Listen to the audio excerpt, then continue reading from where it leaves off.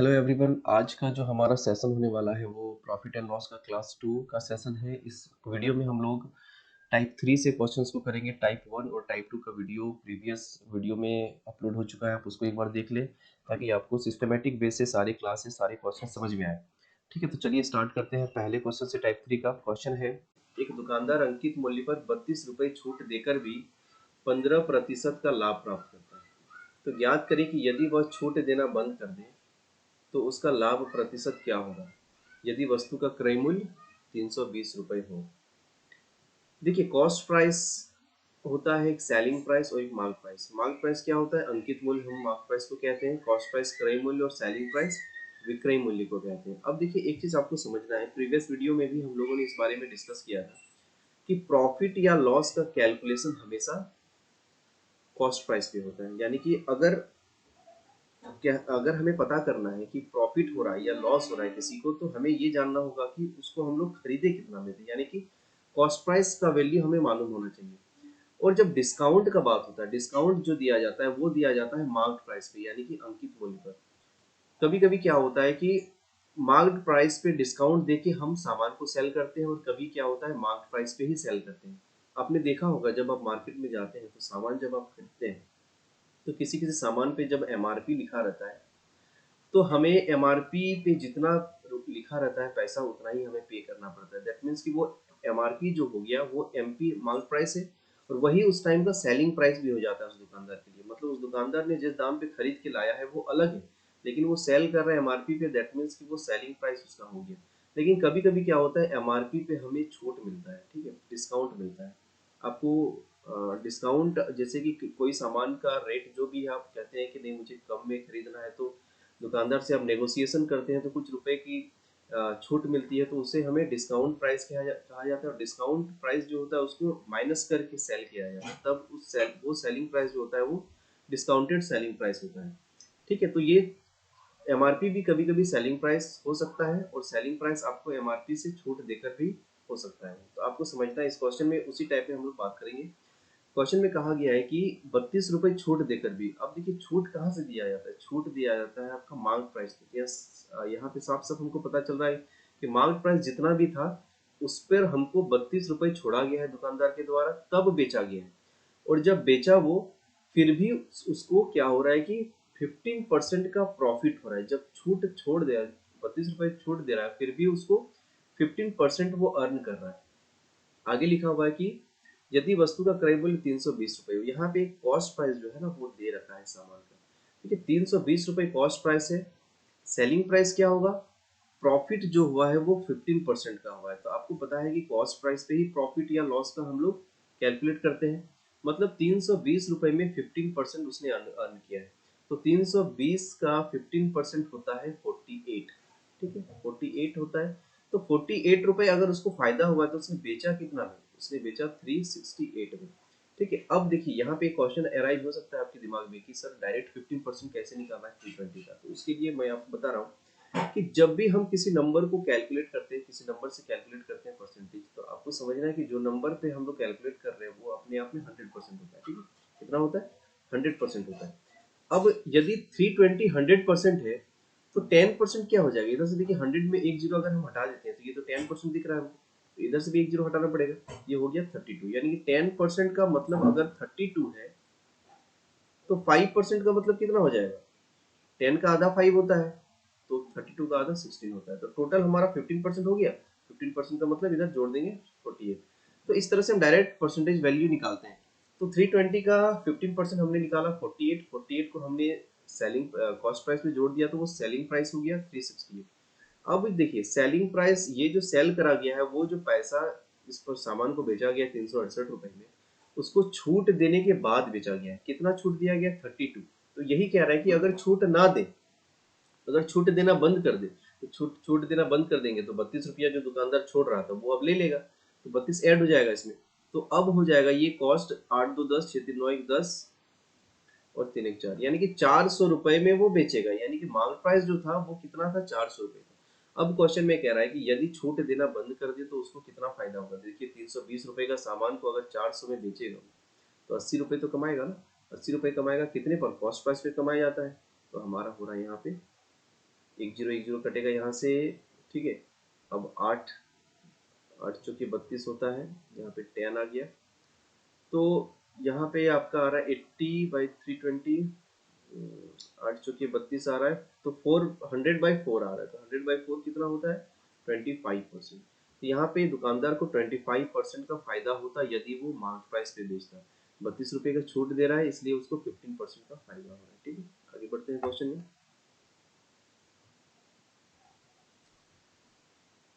A shopkeeper receives a profit of 20% by giving 30 rupees discount on market price. If he ceases to give the discount, then what will be the profit percentage if the cost price of the article is 400 rupees? मतलब वही question है, data change है सिर्फ। एक दुकानदार अंकित मूल्य पर 30 रुपए छूट देकर भी 20% का लाभ अर्जित करता है। यदि वह छूट देना बंद कर दे तो उसका लाभ प्रतिशत क्या होगा यदि वस्तु का क्रय मूल्य 400 रुपए है। देखिए, कॉस्ट प्राइस, सेलिंग प्राइस और मार्क प्राइस। देखिए, एक तरीका हमने सीखा। अब इससे आगे हम लोग देखते हैं कि और भी शॉर्ट हो सकता है क्या, इस क्वेश्चन को और शॉर्ट बना सकते हैं क्या। तो पहले वही हम लोग यूज करेंगे, कॉस्ट प्राइस यहाँ दे रखा है 400 रुपीज, ठीक है। तो 400 रुपीज अगर दे रखा है तो पहले हम लोग फर्स्ट टाइप से बना लेते हैं, जो हम लोगों ने प्रीवियस क्वेश्चन में हमने बनाया, उसके बाद हम सेकंड टाइप में बनाएंगे। देखिए, 400 रुपए छूट, कॉस्ट प्राइस है, 20% अर्न करना है, तो 400 का 20% कितना हो रहा है 80 होता है। 400 का 80%, यानी कि 80% उसका क्या है, प्रॉफिट है। तो सेलिंग प्राइस कितना हो जाएगा, 480 रुपए हो जाएगा, ठीक है। 480 रुपीज हो जाएगा। अब ये 480 रुपीज बेचा है, कितने, कब बेचा है वो, कुछ रुपीज छूट देकर। कितना रुपीज छूट देकर, 30 रुपीज छूट देकर। यहाँ से उसने 30 रुपीज का डिस्काउंट दिया है। तो अगर एमआरपी हम अगर चाहे तो यहाँ से 30 हमको जोड़ना पड़ेगा, यानी कि 510 रुपया उसका एमआरपी होगा, एमपी होगा। अब बुरा है कि छूट ना दे, तो छूट ना दे तो देखो 400 का सामान 510 में बेचेगा तो 110 रुपये फायदा होगा उसको। कितने में, 400 में। तो अब हम कैलकुलेट करेंगे परसेंटेज, यहाँ से 4 से काटेंगे, 4 दूनी 8, यहाँ बचेगा 3 बचेगा, 4 सत्ते 28, 4 पचे 20, यानी कि 27.5% का प्रॉफिट होगा, ठीक है। ये तो हो गया एक तरीका। अब देखिए, इससे भी शॉर्ट तरीका हो सकता है, बिल्कुल हो सकता है। अब देखेंगे, देखिए 400 का कॉस्ट प्राइस है, ठीक है। यहाँ सेलिंग, ये कॉस्ट प्राइस है, एमआरपी पर उसने कितने रुपए का छूट दिया, 30 रुपए का छूट दिया, ठीक है। जब एमआरपी पे 30 रुपए का छूट दिया जा रहा है तो एमआरपी पर, और यहाँ पे सेल जब किया उसने उसने अर्जित किया है 20% ऑलरेडी प्रॉफिट अर्न कर चुका है वो, ठीक है।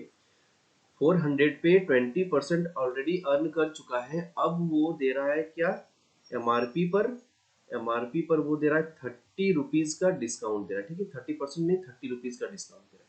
तो अगर हम इस 30 रुपीज का परसेंट वैल्यू क्या है 400 में, अगर वो निकाल देंगे तो हम बस 20% में उसको जोड़ के आंसर ला सकते हैं। कैसे, देखिए आपको सिर्फ करना है 30% कितना होता है 400 का, तो हम यहाँ पे कैलकुलेट करेंगे, 4 से काटेंगे, 4 सत्ते 28, 7.5%। मतलब ऐसा कह सकते हैं कि जो वो 32 रुपए का छूट, 30 रुपए का छूट दे रहा था, उसका परसेंट वैल्यू कितना है, तो उसका परसेंट वैल्यू तो है 7.5, यानी कि 7.5% वो छोड़ रहा था। तो अगर वो 7.5 कहाँ से, कॉस्ट प्राइस से छोड़ रहा था वो, 7 कॉस्ट प्राइस से इस 30 रुपए का वैल्यू 7.5% आ रहा है, उसी को तो वो छोड़ रहा था। तो 20% ऑलरेडी वो अर्न कर चुका है, 7.5 और अर्न करता अगर 30 रुपए नहीं छोड़ता, तो हमारा आंसर क्या आ रहा है 27.5%। यहाँ से डायरेक्ट आप बना सकते हैं। आपको बस यही करना था कि 30 का जो वैल्यू है 400 में वो निकाल के आप बस परसेंटेज में उसको जोड़ देते तो आपका आंसर आ जाता, ठीक है। अगला क्वेश्चन देखते हैं, टाइप 4 का क्वेश्चन है, किसी वस्तु पर एक निश्चित विक्रय मूल्य है, परंतु जब उसे उसके 2/3 मूल्य पर बेचा जाता है तो उसे 10% की हानि प्राप्त होती है। तो ज्ञात करें कि वस्तु को निश्चित विक्रय मूल्य पर बेचे जाने से कितने प्रतिशत का लाभ प्राप्त होगा। देखिए, इस क्वेश्चन में आगे बढ़ने से पहले इसका जो कंसेप्ट है फ्रैक्शन का, देखिए फ्रैक्शन आ रहा है, फ्रैक्शन का जब कंसेप्ट आएगा किसी भी क्वेश्चन में तो आप उसको तुरंत कैसे बनाएंगे, उसको जानने से पहले आप थोड़ा सा इसके बेसिक कंसेप्ट को सीख लेते हैं। तो चलिए इसके बेसिक कंसेप्ट को देखते हैं पहले। देखिए, फ्रैक्शन क्या होता है, फ्रैक्शन आपको पहले समझना होगा। ठीक है, यहाँ पे आपको एक केक दिख रहा है, केक को 4 हिस्सा करा गया है। वन, ये बड़ा केक था, ठीक है, ये पूरा कंप्लीट था पहले, इसको 4 हिस्सा में बांटा गया, 1 2 3 4। तो हर पार्ट का वैल्यू कितना हो गया, एक पूरा केक था, कंप्लीट केक था, लेकिन उसको 4 हिस्सा में बांट दिया गया। कितने हिस्से में? 4 हिस्से में बांट दिया गया, 1 2 3 और 4 हिस्से में। अब देखिए 4 हिस्से को अगर काट के निकाल दिया गया, तो अगर हम कहेंगे 4 में से एक हिस्सा को निकाल के सपोज करिए इस बच्ची को हम दे दिए खाने के लिए, ठीक है, 4 में से एक हिस्से को दे दिए, तो इस बच्ची को कितना मिला? 4 में से तो एक हिस्सा मिला ना, 1/4 ही मिला। तो फ्रैक्शन हम लोग क्या यूज करते हैं? जिस चीज का हम लोग यूज कर रहे हैं उस कंप्लीट से, कंप्लीट नंबर में से हम लोगों ने कितना निकाल लिया, उसको हम लोग रिप्रेजेंट करते हैं फ्रैक्शन से। यहाँ कंप्लीट नंबर क्या था? 4 टुकड़ा हमने किया था, 4 टुकड़ा को एक टुकड़ा हमने निकाल दिया यहाँ से, तो एक टुकड़ा जब निकाल दिया तो इसका फ्रैक्शन। अब हम कहेंगे कि इस बच्ची को केक का, किसका? केक का कितना मिला? तो केक तो हमारा पूरा कंप्लीट था, तो केक का 1/4 मिला। किसका 1/4? केक का। तो केक पूरा था, केक को हमने पहले 4 टुकड़ा करा, क्योंकि 1/4 कहा जा रहा है, तो 4 टुकड़ा हमने बराबर बराबर कर दिया, उसमें से एक बच्ची को दे दिया मैंने। तो कह सकते हैं कि केक का 1/4 मिल रहा है। अब बचा कितना? शेष कितना बच रहा है? देखिए 4 टुकड़ा में से 1 2 3 टुकड़ा बचा ना, तो 3/4 बच गया, 4 में से 3 बच गया। अब इसको अगर जोड़ेंगे, इस जो टुकड़ा हमने निकाल दिया था और जो टुकड़ा बच गया था, उस चीज को जोड़ेंगे तो कितना आएगा? 4, और 3 + 1 4, 4/4 1, यानी कि कंप्लीट हो जाएगा ये। तो इस फ्रैक्शन को आपको समझना है पहले। तो फ्रैक्शन को समझने से और एक चीज आपको बेसिक चीज याद रखना है कि फ्रैक्शन जो है वो किसके बारे में कह रहा है। यहाँ पे हम केक के बारे में कह रहे थे, ठीक है, केक का मतलब क्या? गुना।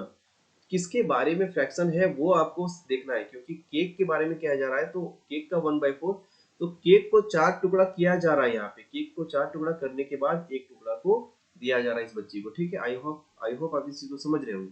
आइए क्वेश्चन में देखते हैं। क्वेश्चन है हमारा, किसी वस्तु पर निश्चित विक्रय मूल्य, क्या है विक्रय मूल्य? मतलब सेलिंग प्राइस है, जब परंतु जब उसे उसके, किसके? उसके विक्रय मूल्य 2/3। अभी मैंने कहा कि फ्रैक्शन जब आता है तो आपको देखना पड़ता है कि वो किसके लिए फ्रैक्शन कहा गया है, ठीक है। तो विक्रय मूल्य के 2/3 पर बेचा जाता है तो उसे 10% का हानि प्राप्त होती है। तो ज्ञात करें कि वस्तु को निश्चित विक्रय मूल्य पर बेचे जाने से कितने प्रतिशत का लाभ होता। मतलब अगर उस वस्तु को उसी सेलिंग प्राइस पे, जो सेलिंग प्राइस पहले था उसी पर बेचते तो प्रॉफिट कितना होता, ये आपको बताया गया है। चलिए देखिए, अब सेलिंग प्राइस का 2/3 पर बेच रहे हैं तो कितना हो रहा है? हमको लॉस हो रहा है 10% का। अब देखिए कोई भी कॉस्ट प्राइस जो होता है वो कितना होता है? 100% होता है। अब 10% का लॉस में अगर बेच रहा है तो बेचने वाला सेलिंग प्राइस का वैल्यू कितना हो गया? सेलिंग प्राइस का वैल्यू हमारा 90% हो रहा है, ठीक है। तो सेलिंग प्राइस का 2/3 का वैल्यू कितना है? वैल्यू है आपका 90%, कह सकते हैं। तो सेलिंग प्राइस पर जब बेचेंगे तो देखिए, अब इसको सिर्फ कुछ नहीं करना है, आपको कैलकुलेशन करना है। अब यहाँ से काटेंगे, यहाँ कितना हमको मिलेगा? 2 से 90 को काटेंगे तो हमको 45% मिल रहा है।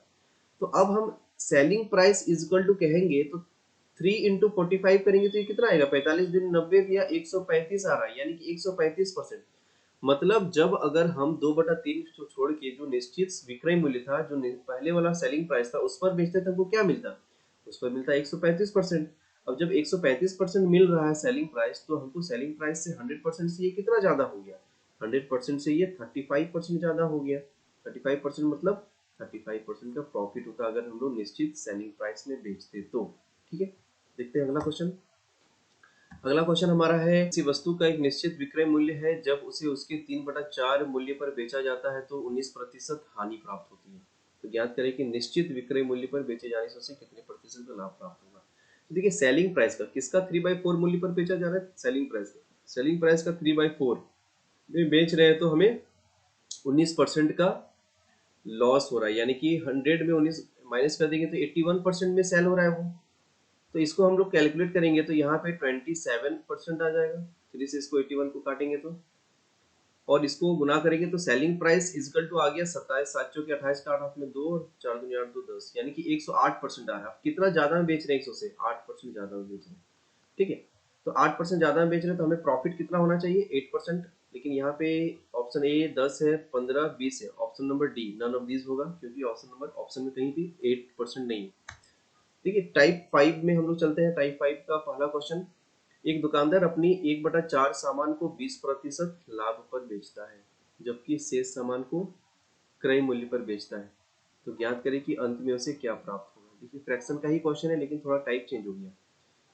कह रहा है कि अपनी सामान, एक दुकानदार अपनी 1/4 सामान, यहाँ पे 1/4 किसके लिए आया? अपने सामान के लिए, मतलब जो आर्टिकल वो बेच रहा है वो 1/4, मतलब उसके पास सामान कितना है? अभी हमने डिस्कस किया था कि फ्रैक्शन जब हम लोग पढ़ते हैं तो नीचे जो रहता है न्यूमरेटर हमारा वो क्या हो गया, वही टोटल नंबर है। तो यहाँ पे सामान उसके पास 4 है जिसमें से एक को वो 20% प्रॉफिट पर बेच रहा है, ठीक है, जबकि शेष सामान को क्रय मूल्य पर बेचता है, यानी कॉस्ट प्राइस पर ही बेच देता है। आप सपोज करिए कि आपने 4 सामान खरीद के लाया जिसका कॉस्ट है 100 रुपीज प्रत्येक सामान का, ठीक है, आप समझिएगा। तो प्रत्येक सामान का अगर कॉस्ट अगर 100 रुपीज है तो यहाँ पे कितना सामान हो गया? 4 सामान हो गया हमारा। अब चारों का कॉस्ट प्राइस तो मैंने कैलकुलेट यहाँ करा है, वो टोटल कितना हो गया? 400 हो गया। अब ऐसा है कि 4/1 मतलब 4 में से एक सामान पर उसने 20% प्रॉफिट अर्न कर लिया, यानी कि उस सामान को उसने 120 रुपीज में बेचा, सेलिंग प्राइस उसका क्या हो जाएगा? 120 रुपीज हो जाएगा, है ना। खरीद दाम 100 था, बेचा 120 में। तो और कह रहा है कि बाकी जो बचा शेष सामान, मतलब जितने भी सामान रह गए, 3 सामान हमारे पास बच गए जिनका दाम 100 रुपया हम माने थे अभी, उसको क्रय क्रय मूल्य पर ही बेच देता है, यानी कि 100 का 100 पे ही बेच दिया जा रहा है। तो 100 का 100 पे बेच दिया जा रहा है तो कॉस्ट प्राइस तो उसका 100 ही रह जाएगा। तो ओवरऑल उसका सेलिंग प्राइस कितना हुआ? 420 रुपया हुआ। इधर 100 200 300 400 420 रुपया। अब देखिए, अब प्रॉफिट बोल रहा है कि प्रॉफिट क्या हो रहा है उसको, कितना अंत में से क्या प्राप्त हुआ। तो अंत में तो उसे 20 रुपए प्राप्त हो रहा है ना, कितना में? 400 में प्राप्त हो रहा है। तो परसेंट अगर निकालेंगे तो ये कितना हो जाएगा? 5% का प्रॉफिट हो रहा है, ठीक है। लेकिन ये थोड़ा लेंदी प्रोसेस था, बेसिक तरीका था, आपको समझना था। अब हम लोग इस टाइप के क्वेश्चन को जल्दी से जल्दी कैसे बनाएंगे, आपको बस इतना ध्यान रखना है कि यहाँ फ्रैक्शन जो दिया गया है 1/4, उसको ध्यान में रखना है कि 4 में से एक सामान पर वह 20% प्रॉफिट अर्न कर लीजिए। आप ऐसे समझिए कि हर सामान का दाम जो है 100 रुपए है, तो उसने एक सामान पर 20 रुपए अर्जित कर लिया, यानी कि यहाँ हम लिख लेते हैं 20 रुपए, और बाकी सामान पे उसने कुछ अर्न किया ही नहीं, ना प्रॉफिट है ना क्रय मूल्य पर ही बेच दिया, यानी कि ना प्रॉफिट हुआ ना लॉस हुआ, कुछ नहीं, बस उसको 20 रुपए मिला। तो जब सारे सामान पे वो कैलकुलेट करेगा अपना प्रॉफिट या जो भी उसने कमाया या फिर लॉस हुआ उसको तो अर्न करेगा, तो उसकी पॉकेट में एक्स्ट्रा पैसा कितना आएगा? तो चारों सामान बेचने के बाद तो उसके पास 20 रुपया ही आएगा ना। तो वो चारों जगह जब डिवाइड हो जाएगा वो, तो हमारे पास तो 5 ही आ रहा है। अब ऐसा वो कह सकता था कि मेरे पास जितना सामान था सबको हम 5-5 रुपया में ज्यादा में बेचे हैं, अगर 100-100 रुपया दाम है तो यहीं से हम डायरेक्ट इसका आंसर निकाल सकते हैं फ्रैक्शन इसको कट करके।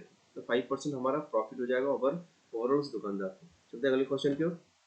अगला क्वेश्चन देखिए, 1/3 of his goods on a 15% loss, ठीक है। A shopkeeper sells 1/3 of his goods on 15% loss and sells the remaining goods at the cost price. What will be his loss percentage? एक दुकानदार अपनी 1/3 सामान को 15% हानि पर बेचता है और शेष सामान को क्रय मूल्य पर बेचता है, तो ज्ञात करिए उसकी हानि प्रतिशत क्या होगी। 1/3 हम लिख देते हैं यहाँ, मतलब 3 में से एक पर उसने 15% का लॉस अर्न किया और बाकी को कॉस्ट प्राइस पे बेच दिया। तो ये 15% का जो लॉस है वो 3 जगह बढ़ जाएगा, तो हमारा हो जाएगा 5% का लॉस, ठीक है। इजी क्वेश्चन है, आप लोग ऐसे ही बनाना है आप लोग। अगला क्वेश्चन देखते हैं। A man sells 1/3 of his goods at 15% profit and the remaining goods on 15% loss. So what will be he get in the entire deal? एक आदमी 1/3 सामान 15% लाभ पर और शेष सामान 15% हानि पर बेचता है, तो ज्ञात करें कि पूरे सौदे में उसे क्या प्राप्त होगा।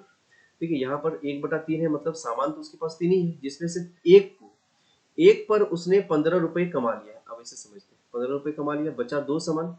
अब 2 सामान पर 15 रुपए हानि कमा रहा है, तो 2 सामान पर 15% हानि कमा रहा है, तो उसको 30 रुपए का नुकसान होगा। कैसे देखते हैं, मान लेते हैं तीनों सामान का दाम जो कॉस्ट प्राइस है वो 100 रुपया है, एक पर उसने 115 में बेचा और बाकी को 15% हानि पर। तो एक सामान को 15% हानि में बेचेगा तो वो 85 में बेचेगा, दूसरा को भी 85 में बेचेगा। तो टोटल सेलिंग प्राइस इसका कितना हो रहा है? कॉस्ट प्राइस तो 300 था, सेलिंग प्राइस हमारा हो रहा है 285 रुपए हो रहा है, ठीक है। देखिए 115 इधर 15 हो गया, 285 रुपए हो रहा है। तो 300 में खरीद के अगर 285 में बेचता है तो 15 रुपए का तो ऑलरेडी लॉस हो रहा है, कितने में? 300 में, ठीक है। तो हम लोग इसको 5% ऐसे डायरेक्ट कर सकते थे, लेकिन आपको इतना लेंदी नहीं करना है, आपने वही तरीका अपनाना है। देखिए एक सामान पे 15 रुपए कमा लिया, बाकी 2 सामान जितना बच गया, रिमेनिंग क्या बच रहा है? 2/3, मतलब दो सामान पे 15% का लॉस। तो दो सामान है 15-15, 30 रुपए कहेंगे इसको हम। तो 30 रुपए का लॉस हो रहा है, मतलब एक जगह पे 15 रुपए कमा रहा है वो, और दूसरी जगह पे 30 रुपए का नुकसान हो रहा है। तो 15 और 30 ओवरऑल पूरे सामान पे तो उसको 15 रुपए का लॉस ही होने रहा है।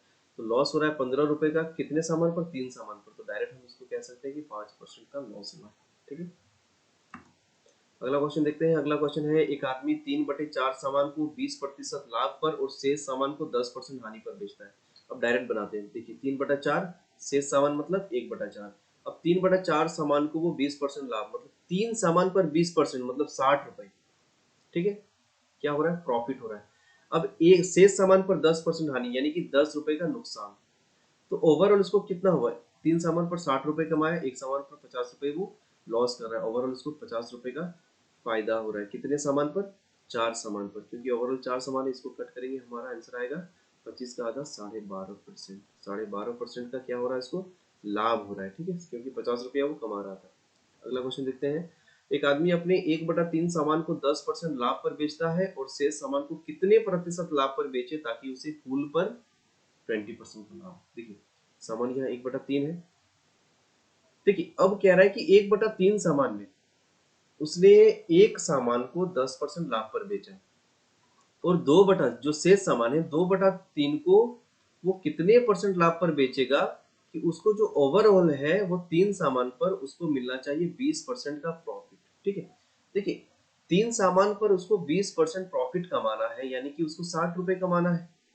ठीक है, तो पहले पर उसने 10 रुपए कमा लिया है, पहले पर उसने 10 रुपए कमा लिया है, और बाकी सामान पर कितने प्रतिशत लाभ में बेचेगा। अब देखिए यहाँ पे 10% कमाया है, तो यानी कि समझ सकते हैं कि 10 रुपया कमा लिया वो।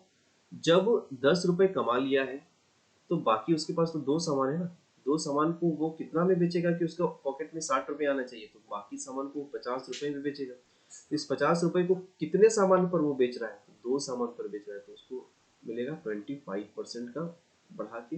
25% सामान जो रेस्ट बची है उसको बेचना पड़ेगा, तभी जाके उसके पॉकेट में 60 रुपीज यानी कि 20% आएंगे। ठीक है, अगला क्वेश्चन देखते हैं। एक आदमी 1/3 सामान को 15% हानि पर बेचता है और शेष सामान को कितने प्रतिशत लाभ पर बेचे ताकि उसे 20% लाभ प्राप्त हो। देखिए 1/3 लिख लेते हैं हम, बाकी सामान जो हो जाएगा वो 2/3 हो जाएगा, रेस्ट सामान हो जाएगा।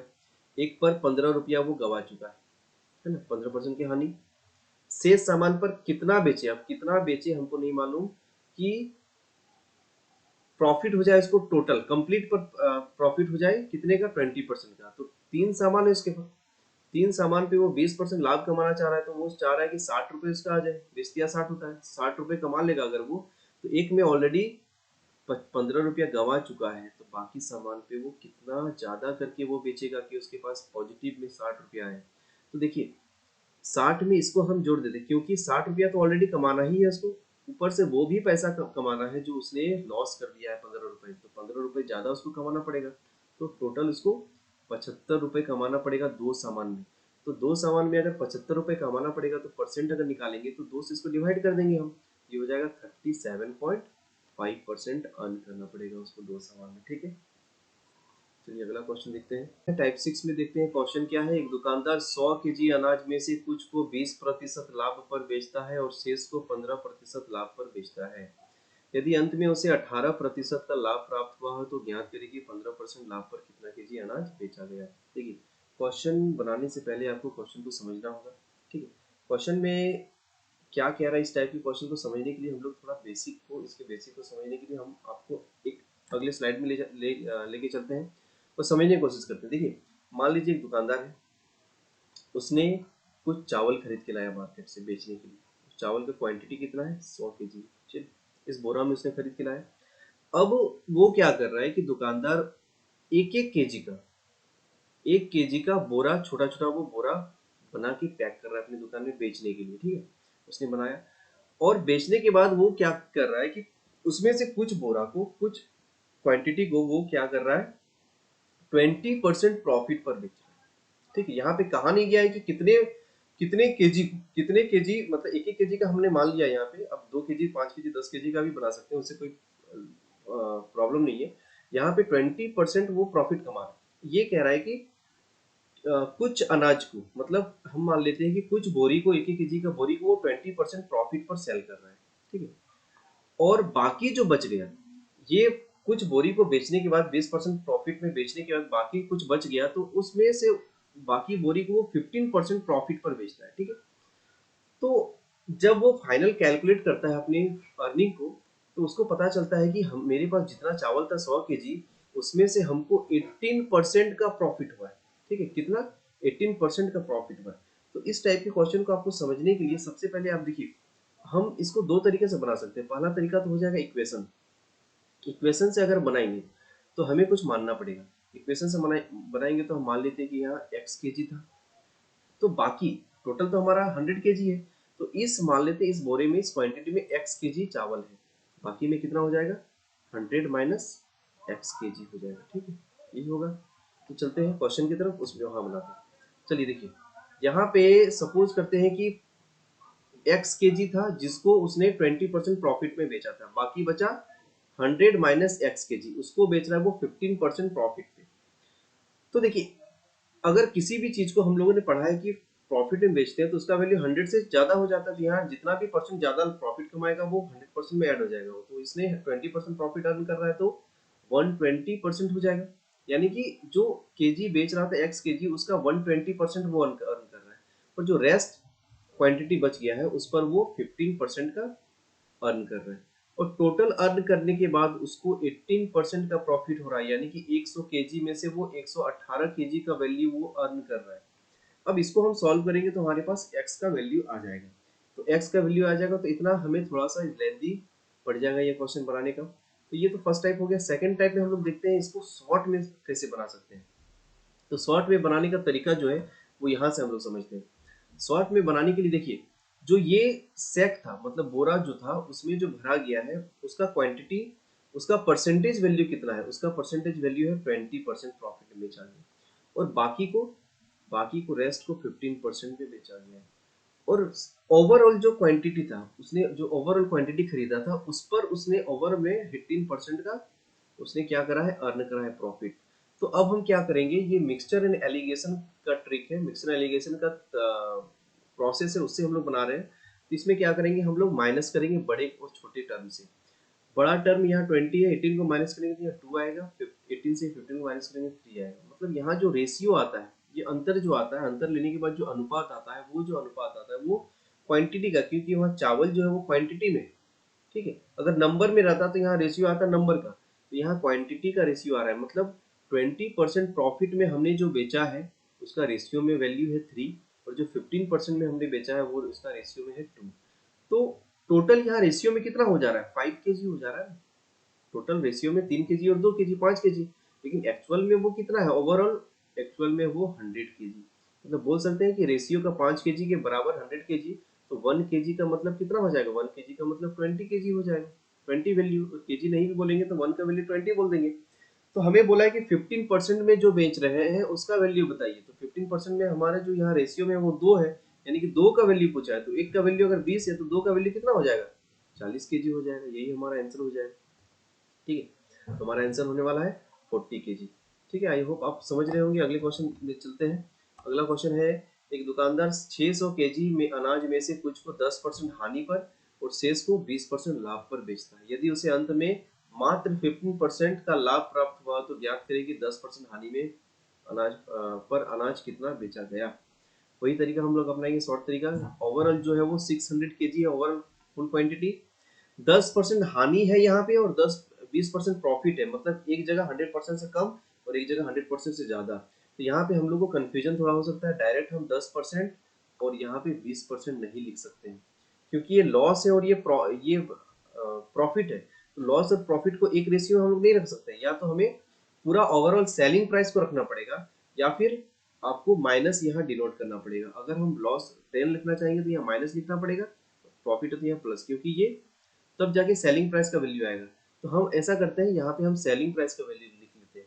तो 10% का अगर लॉस हो रहा है तो हम डायरेक्ट लिख सकते हैं क्या, 90% में बेच रहा है वो, और इसको 20% का प्रॉफिट हो रहा है तो यहाँ पे 120% लिख सकते हैं। ठीक है, क्वेश्चन में यहाँ थोड़ा एरर है, इंग्लिश में यहाँ 400 है, यहाँ पे 600, तो इसको इंग्लिश में हम लोग सुधार लेते हैं, 600 आप लिख लीजिएगा। ठीक है, चलिए आगे बढ़ते हैं। तो 10% लॉस में बेच रहे हैं तो 90% में, और 20% प्रॉफिट में बेच रहे हैं तो 120% में भी बेच रहे हैं। अब सेलिंग प्राइस को हमने रख लिया। अब यहाँ भी जो मिडिल टर्म रखना पड़ेगा, ओवरऑल जो 10% का लॉस हो रहा है उसको, तो मिडिल टर्म में उसको लॉस का ही हमें यहाँ पे लिखना पड़ेगा, सॉरी 15% का प्रॉफिट हो रहा है, तो 15% प्रॉफिट को बीच में रखना पड़ेगा, तो यहाँ 115% लिखना पड़ेगा। अब हम यहाँ से डिफरेंस निकाल सकते हैं, तो डिफरेंस निकालेंगे तो 120 में 15 घटाएंगे तो 5% आ रहा है, और यहाँ पे 90 में 115 में 90 घटाएंगे तो 25 आ रहा है, यानी कि 1:5 का वैल्यू आया। तो ओवरऑल कितना हो रहा है, रेशियो में 6 हो रहा है, तो 6 का वैल्यू यहाँ दे रखा है 600, तो 1 का वैल्यू कितना आया, 1 का वैल्यू आपका आ रहा है 100। अब पूछा है कि 10% हानि पर बेच रहे हैं, तो 10% हानि पर हमारा ये वाला था, ये वाला मतलब 5 का वैल्यू, तो यहाँ पे आपका हो जाएगा 5 का वैल्यू 500 के जी, ऑप्शन नंबर ए। देखिए, अगर हम सेलिंग प्राइस को नहीं रखते हैं, तो डायरेक्ट हम 10% 20% रखते हैं, तो डायरेक्ट आपको यहाँ पे -10% लिखना पड़ेगा, और यहाँ +20%, तो पॉजिटिव के लिए हम लोग लिखते नहीं है प्लस, इसलिए छोड़ देते हैं इसको। यहाँ पे 18% का प्रॉफिट, 15% का प्रॉफिट हो रहा है। अब यहाँ पे आपको माइनस करना आना चाहिए, ये पॉजिटिव है, तो 20 में 15 घटाएंगे तो यहाँ तो 5 हो जाएगा। ठीक है, -10 में जब 15 घटाएंगे, +15, तो यहाँ आपका 25 हो जाएगा। कैसे होगा, देखिए ये 100 से 10 कम है, और ये 100 से 10 15 ज्यादा है, तो बीच में आपका गैप कितना हो रहा है, डिफरेंस कितना आ रहा है, डिफरेंस आपका आ जाएगा 25। डायरेक्ट भी कर सकते हैं 1:5, बाकी आप इसी प्रोसेस से बना सकते हैं। ठीक है।